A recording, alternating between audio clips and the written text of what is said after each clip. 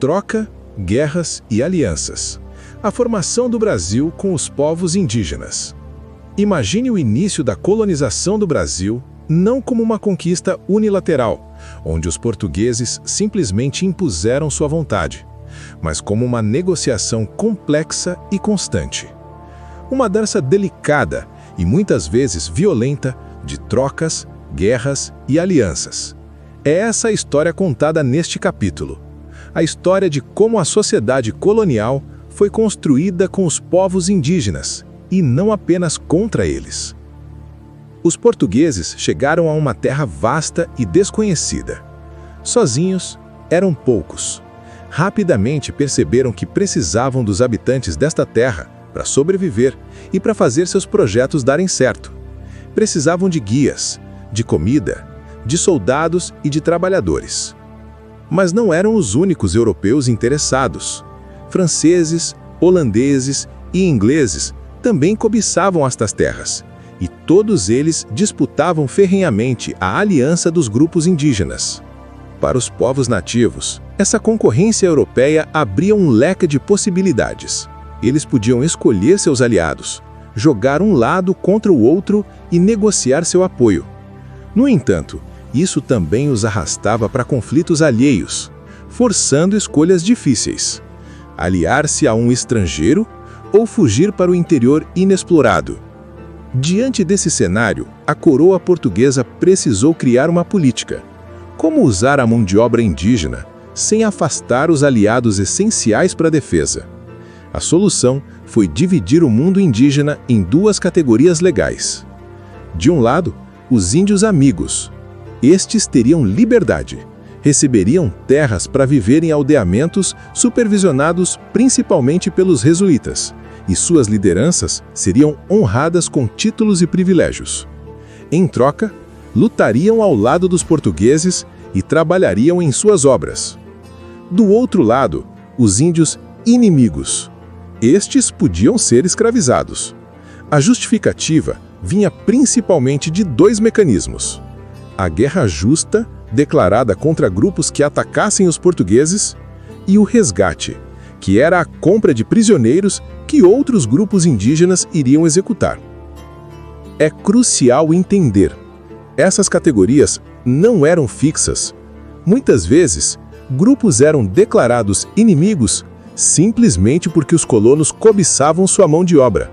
A classificação era uma ferramenta de poder.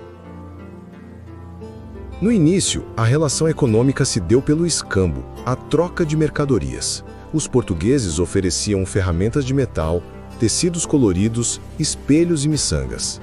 Em troca, recebiam pau-brasil, alimentos e trabalho. Mas chamar esses objetos europeus de bugigangas sem valor é subestimar a inteligência dos indígenas. Esses itens rapidamente se tornaram símbolos de prestígio. Um machado de ferro era incrivelmente mais eficiente que um de pedra. Um manto vermelho ou um par de sapatos não eram apenas enfeites, eram sinais visíveis de status, de que aquele indivíduo ou grupo tinha acesso privilegiado aos europeus e às suas redes de comércio. Eles entendiam perfeitamente o valor daqueles símbolos na nova hierarquia social que se formava. Com o tempo, as trocas se tornaram mais complexas. Os indígenas ficaram mais exigentes, demandando mais e melhores produtos. Passaram a querer armas de fogo, algo proibido pela coroa, mas amplamente negociado por franceses e até por portugueses dispostos a burlar a lei. A própria mercadoria mais valiosa passou a ser os prisioneiros de guerra, trocados por instrumentos de poder, alimentando um ciclo de violência. E foi essa mão de obra indígena que construiu a colônia nos primeiros séculos. Os engenhos de açúcar do Nordeste foram erguidos por braços nativos. Só mais tarde, com os lucros do açúcar, é que os senhores puderam comprar escravos africanos em grande número. Em regiões como São Paulo, a escravidão indígena foi majoritária durante todo o século XVII. Para contornar as leis de liberdade, os colonos criaram a figura da administração particular. Diziam que os índios, embora livres, precisavam ser administrados e catequizados. Em troca dessa orientação espiritual, eles deviam trabalhar. Era uma escravidão por outro nome. Este sistema trouxe consequências terríveis. As epidemias de varíola e sarampo, doenças contra as quais os indígenas não tinham defesas, varreram aldeias inteiras. O trabalho excessivo e as fugas para o sertão eram comuns. Desse sofrimento surgiram até movimentos de resistência cultural e religiosa, como a Santidade de Jaguaripe, que reinterpretava elementos cristãos para se opor à dominação. As guerras que moldaram o território brasileiro foram, na verdade, guerras de alianças. Os portugueses raramente venciam sozinhos. Eles se aliaram a grupos como os Tupiniquim contra os Tupinambá ou aos Temiminó contra os Tamoios. Os conflitos indígenas pré-existentes foram intensificados pela demanda europeia por cativos e por território. Nessas batalhas, o arco e flecha mostrou-se uma arma formidável, muitas vezes mais temida e eficaz do que as armas de fogo da época, que eram lentas e imprecisas.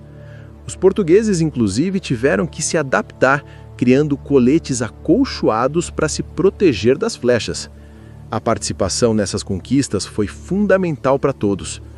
Para as elites coloniais, significou a posse de terras, de escravos e de cargos políticos, fundando o que se chamou de nobreza da terra.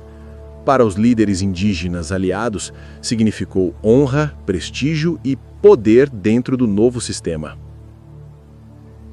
Homens como Araribóia, dos Temiminó, e Felipe Camarão, dos Potiguaras, tornaram-se heróis. Receberam das mãos do rei de Portugal o hábito da Ordem de Cristo, uma das mais altas honrarias do Império. Eles e seus descendentes se tornaram mediadores entre o mundo indígena e o europeu, mostrando uma impressionante capacidade de navegar na nova sociedade usando suas regras para obter vantagens. Essa inserção inteligente no mundo colonial não se limitou ao Brasil. Índios viajaram para a Europa, alguns como curiosidades, outros como escravos e outros ainda como embaixadores. Grupos Tupinambá foram à França prestar homenagem ao rei. Líderes potiguaras viajaram para a Holanda para fechar alianças contra os portugueses. Eles eram estrategistas políticos, entendendo perfeitamente o jogo global do poder europeu. A correspondência entre o potiguar Pedro Poti, aliado dos holandeses, e seu provável parente Felipe Camarão, aliado dos portugueses, mostra a profundidade dessas divisões e a sofisticação política desses líderes, que debatiam não apenas alianças militares, mas também opções religiosas e visões de futuro. Portanto, a formação do Brasil colonial foi um processo de construção conjunta. Foi uma tecelagem complexa, onde os fios portugueses e indígenas se entrelaçaram de modo inextricável através da troca, da guerra e da aliança. Os povos indígenas não foram meras vítimas passivas de um destino imposto. Diante de uma violência avassaladora e de perdas imensuráveis, eles foram agentes ativos que negociaram, resistiram, adaptaram-se e, com astúcia, aprenderam a usar as ferramentas do colonizador para defender seus espaços e recriar suas identidades em um mundo que mudava para sempre.